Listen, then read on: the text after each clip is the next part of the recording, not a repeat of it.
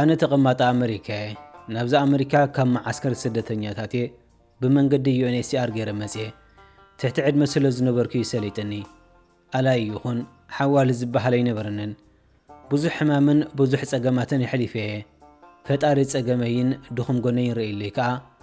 بحر دو سهرا سودان دو لبيا خيبلكو بنفاريت غيره ابز حج زنبرول زلخا هاجر أمريكا اتي ابز مس اخون قرب ناي طعنا صقم غاطيمن نيريو صقاميت اغري حبط غاطيمني ناوارح زاكل كنقاسقسي كالكون نيره يقدس حكمنا سلو زرخبكن فتارهون سلو زفقدو نابنو برطعنا يتمليسه تمرتينا تخطتلكو تمسغني لي لبي وديقه خنبر جميره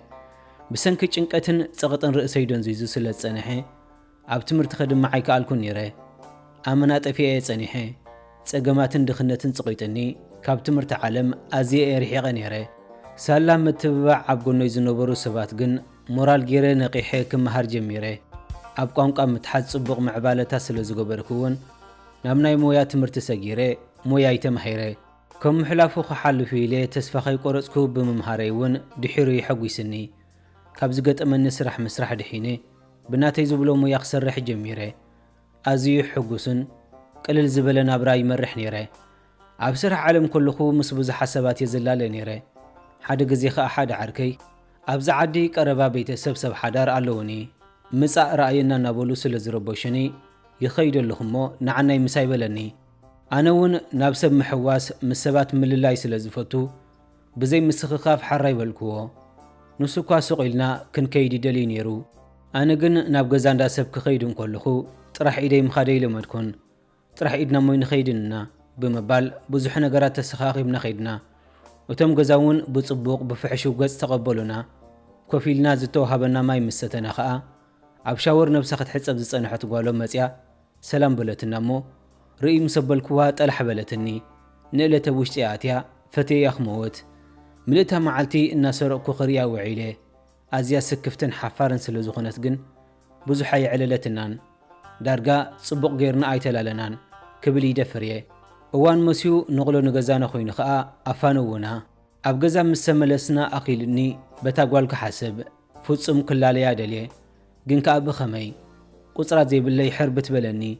حانت مرات إيش زنبرت النخاء نتعاركي اتحق نجيره مساخ قراربنا كأمونا حرايك بلونكم زل نترايا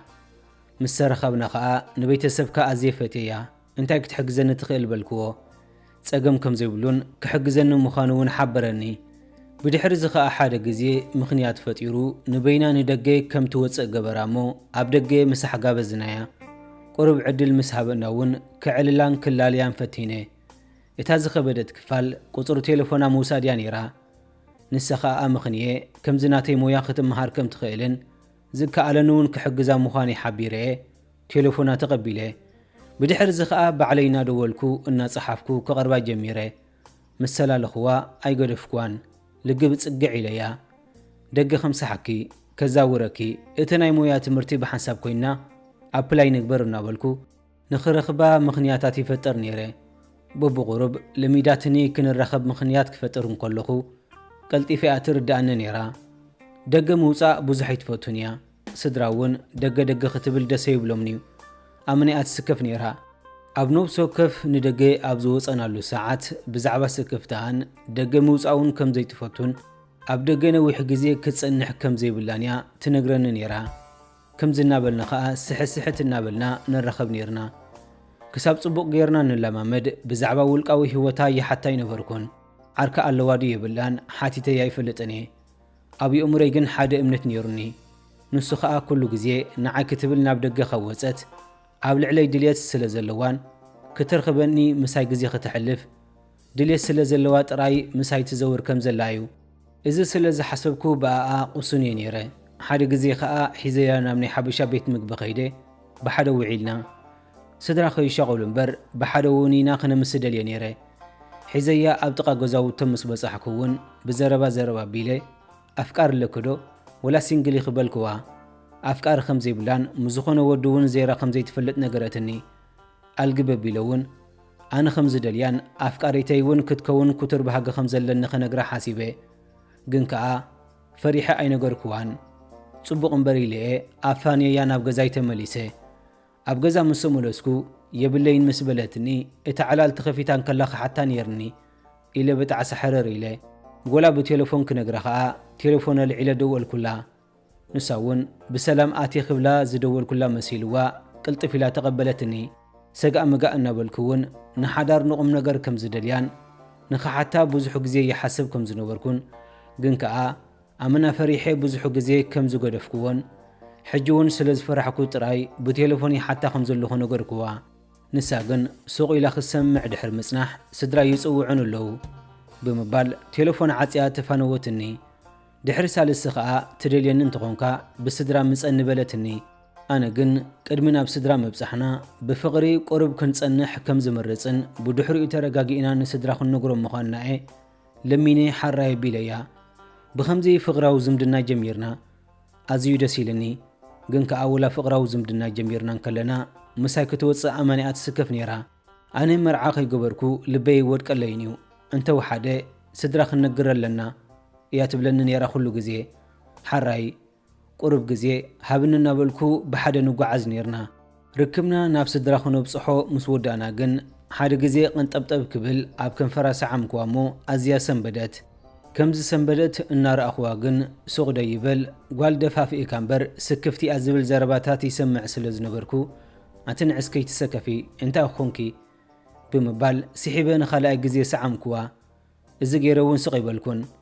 ኣብኣ እንከለኹ ብሓደ ክንሓድር ርክብ ክንገብር ሓተትክዋ እዚ ዝተዓዘበትን ዝሰምዐትን ኣፍቃሪተይ ከዓ ኣላታን የብላን መራር ጽፊዒት ሃበትኒ ረሳሕ በዓለገ ኣብተን ዝለመድካይ ኸድካ ግበሮ ነተን ዝለመድካይን ከድካ ምሳኽን ክሓድር በለን ብምባል ገዲፋትኒ እያ ኸይዳ ካብታ ሰዓት እቲኣ ከዓ ፍጹም ቴሌፎን ምቕባል ኣብያትኒ በታ ዓርከይ ንዓኣ ከዓ ቤተሰባ ኣቢላ ግን ክረኽባ ክፍትን ከም ዘይብለይን ኣነ ንዓኣ ዝኾን ሰብ ከም ዘይኮንኩያ ዝነገረትኒ ኣዝየ ሰንቢደን ሓዚነን ዝገበርኮ ጌጋ ኣመና ጣዒሱኒ ከም ካልኦት ተዋልድ ኣቕልል ኣቢላ ትሪኦ መሲልኒ እየ ሓቲተያን ስዒመያን ድሓር ከዓ ብዙሕ ግዜ እናሓለፍና ምስ መጻና ኣመና ደፊረያን ለሚደያን እየ ነይረ ንሳ ግን ከምቲ ዝሓሰብኩ ኣይኮነትን ጸኒሓ ብሓንቲ ጌጋ ከዓ ተፋንያትኒ ብጣዕሳ ሕሩር ኩንትር ኢለ ሓደ ግዜ እኳ በዚኣ ሳይ ምገደፈትኒ ነይራ ምናልባት ስለ ዘይደለየትኒ ነዚኣ ከም ምኽኒት እያ ተጠቂማትላ ክትከውን ትኽእል እናበልኩ እየ ዝሓስብ ነይረ ግን ከዓ እዚ ንትን እንተበልኩ ትርጉመ ይነበሮን ካብ ኣቕበፀትኒ ኣነ እውን ቀቢፀ እያ በቃ ብድሕሪ እዚ ሕጉስ ህይወት ኣይነበረንን ኣብዚ ዘለኹዋ ሃገር ምስ ብዙሓት ክላለ ፈቲነ እየ ግን ከዓ ኣይኮነለይን ንፍቕሪ ወዲ ፍቕሪ ገዲፈ ንሓዳር ንቑም ነገር ጥራይ ዝደሊ ነይረ እንተረኺበ ኣብ ፍቕሪ ንጽናሕ ከይበልኩ ትኽኢለ ናብ መርዓ ከኣትዮ ዝደሊ ነይረ ይኹን እምበር ኣብዚ ሃገር ንሓዳር ትኸውን ሰብ ደልየ ተቐቢፅኒ ብኸምዚ ከዓ ንዓይ ትመስል ሰብ ኣብ ከባቢየይ ምሰኣንኩ ኣማራጺታት ከግፍሕ ጀሚረ ናብ ኣፍሪቃ ናብ ኤውሮጳ ከምኡውን ናብ ካናዳ ገጸይ ሃሰው ይብል ነይረ ኣብ ምድላይ እንከለኹ እውን ምስ ሓንቲ ኣበይ ከም ትነብር ንጹር ሓበሬታ ዘይነበረኒ ሰብ ተላለኹ ነብሳ ኣካዳድናኣ ኩሉ ሳይላ ርኤ ኣብ ኤውሮጳ ወይ ኣብ ኣሜሪካ ወይ እውን ኣብ ካልኦት ምዕቡላት ሃገራት ክትነብር ከም ትኽእል እየ ግምት ሂበያ ነይረ የግዳስ ምስ ሓተትክዋ ኣብ ኣፍሪቃ ከም ትነብር እያ ዝነገረትኒ ኣፍሪቃ ኣለኹ ስለ ዝበለትኒ ኣይረሓቅክዋን ተቐራሪብና ድልየትናን ዕላላትናን ተናቢብና ኣብ ብዙሕ ነገራት እውን ዘረኽብ ነርና ንሳ ዝፈትዎ ነገራት ኣዝያ ትፈትዎ ንሳ ትጸልኦ ነገራት እውን ይጸልኦ እዚ ጥራይ ዘይኮነ እውን ዳርጋ ኣብ መብዛሕትኡ ሓሳባትና ኢና ንሰማማዕ ነርና በዚ ከዓ ተመራሪፅናን ተራዳዲእናን ፍቕራዊ ዝምድና ጀሚርና ኣነ ካብዚ ሃገር ናብ ኣፍሪቃ ኸይደ ንሳ እውን ቤተሰብን መሓዙትን ነጊራ ተዳልያ ኣጸኒሓትኒ ብስድራን ቤተሰብን ዝማእከለ ብይዕርኹትን መሓዙትን ዝወቀበ ኣዝዩ ደስ ዘብል መርዓ እውን ይሕሊፍና ኩሉ ወጻኢታት ባዕለየ ይሸፊነዮ ግን ከዓ ደስ ኢልኒ ስለ ዝገበርክዎ ኣይናሰሓንን እዩ ኣነ ምስ ኣብ ምምርዓወይ ኣዝየ ሕጉስን ኩሩዕን እየ ነይረ ንሳ እውን ምሳይ ብምምርዓዋ ኣዝያ ሕጉስ እያ ነይራ ከም ተፍቅረንን ንዓ ብምርካባ ኣዝያ ሕጉስ ምዃነ እያ ክትገልጸለይ ፀሓይ ዝዓርባ ነይሩ እንኳዕ ተፍቅረኒ ረኸብኩ እናበልኩ ንፈጣሪየ የመስግኖ ነይረ ፍቕርን ስኒትን ምትሕልላይን ምክብባርን ዝመልኦ ደስ ዘብል ናይ ሕፁነት ግዜ ድሕሪ ምሕላፍ ድማ ኣነ ናብ ዝነብረሉ ሃገር ናብ ኣሜሪካ ተመለስኩ ሓድሽ ፍቕሪ ኮይንንስ ብኽንደየ ተፈልየያ ግዴታ ኮይንን እምበር ወየብኡ ምስኣ ኮፍ ክብል ወይ እውን ሒዘያ ክመጽእ ኣይምጸላእኩን ነይረ። ግን ከ እንታይ ይገበር እንጀራይን ናብራይን ኣብ ኣሜሪካ ክሳብ ዝኾነ ንዝኾሶን ንዘማርሮን ኣካል ኣይነበረንን። እናተዳፋነቕኩየ ናብ ኣሜሪካ ክምለስ ተገዲደ። ኣብዚ ምስ ተመለስኩ እውን ከም ሓደሽቲ ሰብ ሓዳር መጠን ምዋዕልናን ምሕዳርናን ኣብ ቴሌፎን እዩ ነይሩ። በቃ ቀጻሊ ኢና ንዳዋወል ነርና። ኣብ ስራሐይ ከይተረፈ ኢርፎን ገይረ ቀሲለ ዘዕላ ነይረ። ማኪና እናዘወርኩ ወኩ እናጎበርኩ ምስ ሰበይተይ ጥራይ ዘዕልል። ክንደይ ግዜ በዓል ሓድሽ መተርኣስ ኣብ መንገዲ ይትርኣስ ተባሂሉ እዩ። ምሸት ገዛ ምስ ተመለስኩ እውን እናዓለልና ድቃስ ይመጸና እሞ ቴሌፎን ሓንሳብ ባትሪ ወዲኣ በዓላ ትድቅስ። ንሓንሳብ ግን ብውልዕታት ተሓድረሉ እዋን ነይሩ። ብኸምዚ ንኸባቢ 2 ዓመታት ይኸውን ምስ ጸናሕና ግን ኣነ ኣዝየ ቢዚ እናኾንኩ መጽየ። እቲ ፕሮሰስ ምስላጥ ይኣብየኒ ነይሩ። ኣብ ልዕሊኡ እውን ወፃኢታት ይበዝሓኒ ስለ ዝነበረ ስራሕ ወሲኸ ግዜ ይሓፅረኒ ነይሩ። በዚ ምኽንያት ከዓ ምስ ሰበይተይ ከም ቀደምና ንዳዋወለ ይነበርናን። ነዊሕ ይዕሊልና እንተተባሂልና 30 ደቓይቕ ጥራዩ። ካብዚ ግዜ እዚ ጀሚራ ከዓ ሰበይተይ በብቑሩብ እናዝሓለትን መጽያ። ኣብተን ዝርከበን ዘለዋን ግዜ ባዕለይ እምበር ንሳይ ትድውለለይን። ኣነ እንተደውለላ እውን ብዙሕ ኣይትዕልለንን። ኣብ ስራሕ ወይ ከዓ ምስ ሰብ እንተለኹ ኣነ ይቕበል ኣይነበርኩን። በዚ ከዓ ሰበይተይ ሕጉሲ ነበረትን። ንሳውን ምስ ግዜ ደገ እንተወፂኣ ሰብ እንተመፂዋ ናብ ማሓዛኣ እንተወፂኣ ፍጹም ቴሌፎን ኣይተቐበለንን። ምስ ግዜ ከዓ እናኸፍአ መፂኡ ንጉሆ ዝደወልኩላ ሙሉእ መዓልቲ ከይተመለሰትን ንትውዕል ተሓደር። ንጽባሒቱ ንጉሆ ናብ ስራሕ ናወፈርኩ ደሓን ዲኺ እንታይ ደኣ ኾንኪ እንታይ ኮንክ ዘይተቐበልያ እንተይለያ ደቂሰ ነይረ ስራሕ ነይርኒ ሻወር ኣትየ ነይረ ክዳውንቲ ይሓፀብ ነይርና በለት ምኽንያታት ከተብዝሕ ጀሚራ ከረዳ ኣይፍትን ነይረ። ምኽንያቱ ኣነ እውን ከምኡ ይገብር ስለ ዝነበርኩ ኣነስ መዓስ ከም ቀደመ የለኹ ዝብል ሓሳብ እዩ ዝገንሓኒ ነይሩ። እዚ ክርዳእ ኣላ ምፍታነይ ግን መሊስዩ ኣሻዲንዋ። ኣብ ከምዝን ከለና ኣነ ኣብዚ መጽያ ከይትገድፈኒ ፈርሒ ይሕዘኒ እሞ እቲ ፕሮሰስ ክድንጉይ ምዃኑ ኣመኽንየ ኣብኡን ከላ ማለት ናብ ኣሜሪካ ቅድሚ ምምጽኣ ቆልዓ ክንወልድ ሓሰብ ኣቕረብኩላ። ንሳ ግን ፍጹም ደስ ይበላን በጀኻ እቲ ፕሮሰስ ከም ገለ ጌርካ ኣሳልጦ ኣብኡ ምስ መጻኹ ክወልድ ይሕሸኒ ብምባል ለመነትኒ። ኣይሰማዕክዋን። ደፋፊኤ ሓራይ ከም ትብል ገበርክዋ እሞ ናብ ኣፍሪቃ ኸድክዋ። ከባቢ 2 ወርሕን 15 መዓልትን ዝኸውን ምስኣ ጸኒሐ። ርክብ ክንገብር እንተበልና ግን ሰበይተይ ብዘይ መከላኸሊ ፍጹም ርክብ ኣይንገብርን ኢላ ኣብያትኒ። ግን ከዓ ብፀወግወግ ብጸርጸር ዘይኮነ ብትሕትናይ ኣለሚናትኒ። ወላ ድሓን እቲ ጥንስሲ ምጥናስጉ ይደፍዮ ክኒና ውሰዲ እንተበልክዋ እውን ግድን ኮንዶም ክንጥቀመለና ኢላትኒ። ኣይሰማዕክዋን። በዚ ከዓ በኣሲ ተፈጢሩ ገዲፈያ ክምለስ ጀመርኩ። ቅድሚ ገዲፈያ ምምላሰይ ግን ሓደ ግዜ ንበይና ገዲፋትኒ ንደገ ወፅያ። ድሕሪ ሰዓታት እውን ተመሊሳትኒ። ኣብ ገጻ ሕጉሲ ነበረትን ግን ብዘይ መከላኸሊ ርክብ ክንገብር ሓራይ በለትኒ። ወላ ሓንቲ ናይ ጥንሲ መከላኸሊ ከም ዘይወሰደት እውን መሓለትለይ። በዚ ከዓ እተን 2 ወርሕን 15 መዓልትን ወዲአ እየን ተመለስኩ። ኣብዚ ምስ ተመለስኩ እውን ሰበይተይ ጥንሲ ሒዛ ከም ዘላ ነገረትን እሞ ኣዝዩ ደስ በለኒ። ብሓጎስ ዘለልኩን ጨደርኩን። ሕጂ ቀሲነ ፕሮሰስ ይገብር ኢለ እውን ፕሮሰስ ላዕልን ታሕትን እናበልኩ ከሳልጦ ጀመርኩ። ብዙሕ ጻዕርን ብዙሕ ድኻምን ሓቲትኒ እዩ። ናብ ኣፍሪቃ ካልኣይ ግዜ ክምለሰ ይደለኹን። ካብ ናብ ኣፍሪቃ እናተመላለስኩ ገንዘበይ ዘጠፍእ እቲ ፕሮሰስ ከሳልጦ እሞ ኣብዚ ሰበይተይ ምስ መጸትለይ ምዉቕ ሓዳር ክምስርት ተሃንጠኹ።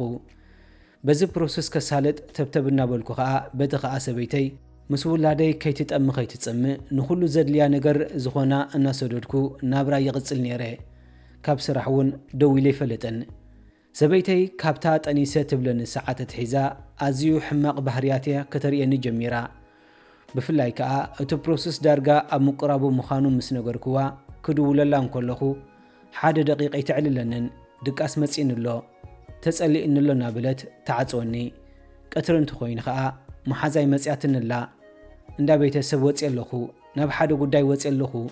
ኣስቤዛ ይገብር ኣለኹ ናበለት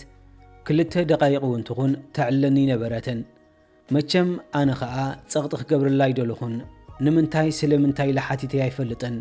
ዝኸዶ ተቦታውን ንኽረጋግጽ ብቪድዮ ደዊልኪ ኣርኢኒ ኢልየ ኣይፈልጥን ወፂኡ ኣለኹ እንተኢላትኒ በሊ ምስ ተመለስኪ ደውልለይ ኢልየ ዝፋንዋ ነይረ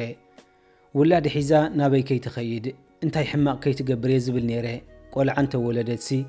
ፍጹም ልበይ ወዲቕለይ ነይሩ ብፍላይ ኣብዚ ክትመጽእ ምቅራባ ኩነታታ ፍጹም ኣይተበርሃንን ነይሩ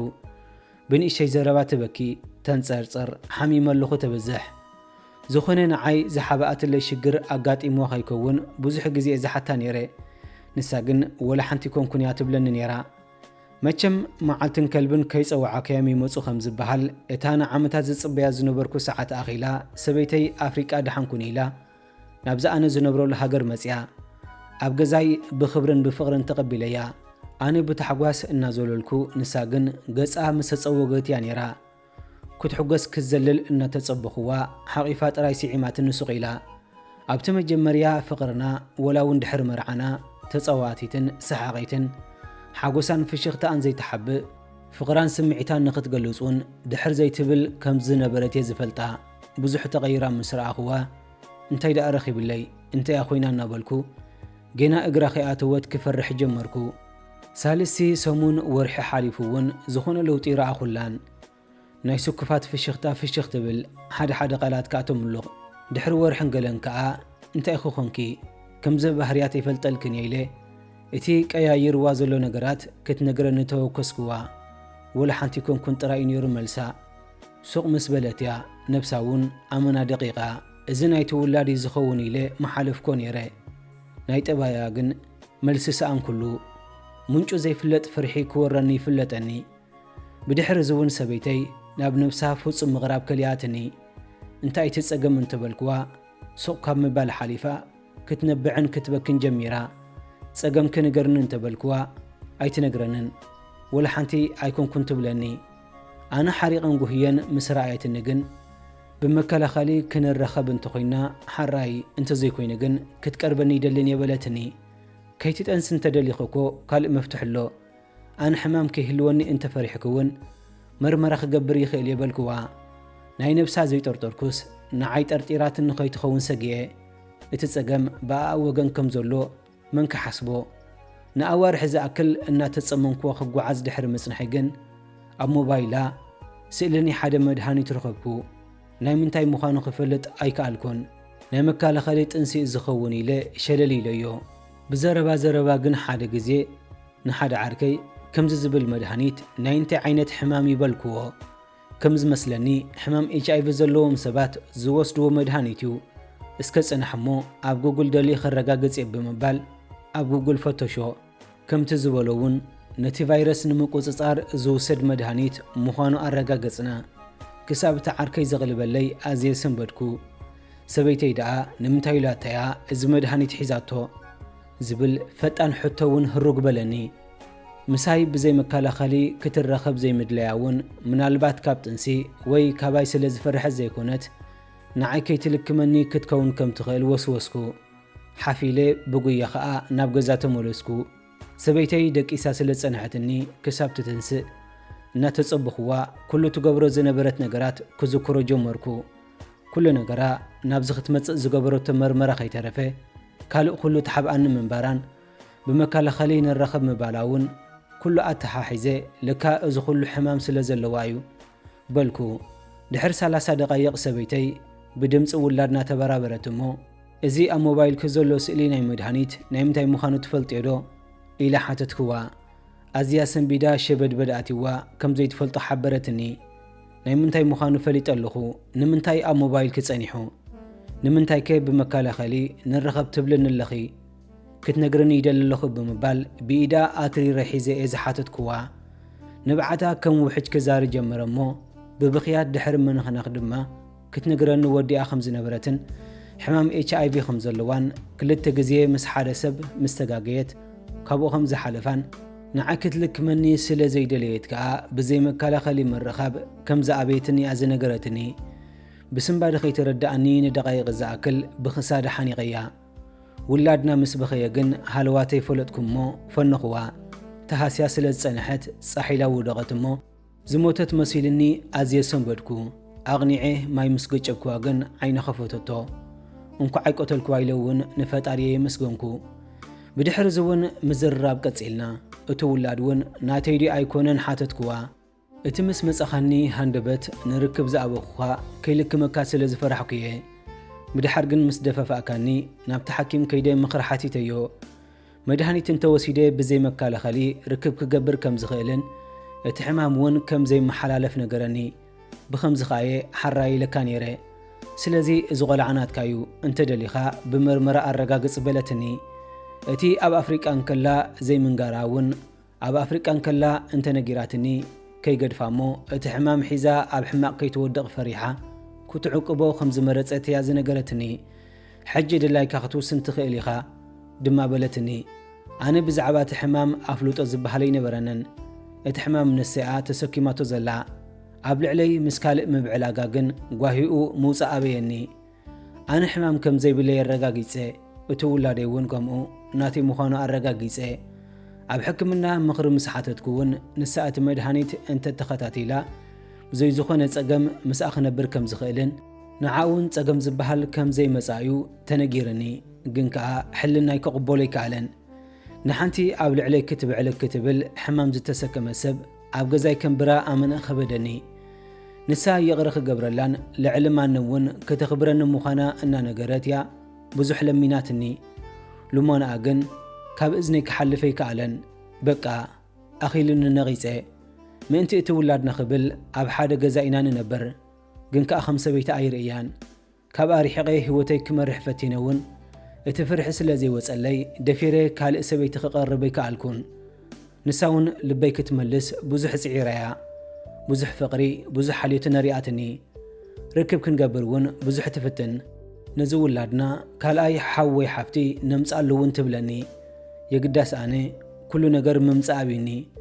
እንህለኹ ከዓ ኣይንዓኣ ይቕረ ኢለ ተቐቢለያ ኣይናብ ካልእ ሰበይቲ ኸይደ ሓዳር ክገብር ላንጋ ኮይነ ይነበር